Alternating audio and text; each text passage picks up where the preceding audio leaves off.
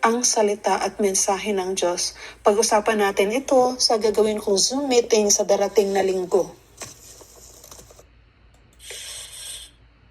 So yan malinaw yan yung sana na nakikita natin ngayon na yung bigas gawa sa plastic, meron na. Yung itlog, meron na. Yung cauliflower, yung litos, yung repolyo, meron na rin. So, marami na lumalabas ngayon na mga artificial na kinakain natin. Na sabi nga ng Diyos na mas lalong lalalayan 2046 year.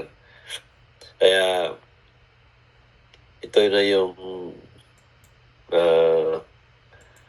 masaklap na sa buhay ng tao kasi yung kinakain natin hindi na siya galing sa kalikasan, galing na sa chemicals na gawa ng tao mismo. Pati na sa yun nga, kalakihan ng kabahian ang ginagamit na robot na siguro may nangyari na yan ngayon. So yung dahil sa lugar kung saan kami, ito yun nga, yung mga sipos, nagagawa na rin nila yan lahat. Alam ko, meron na yan. So,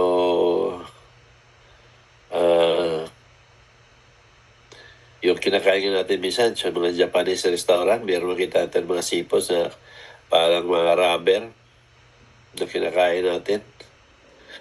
Baka isa na yun. So, dahil nga yun sa pinuntahan naming lugar, kung saan yun, natanong kung saan tayo, at binanggit niya yung parang Chinese na ang paninig ko. At hindi kalayuan sa Pilipinas. So, China yun na sabi ng Diyos na ang Chinese ang gumagawa ng mga bagay na ito. So, kahit suriin natin, nanuri tayo, hindi pa na natin alam kung saan yung totoo at hindi.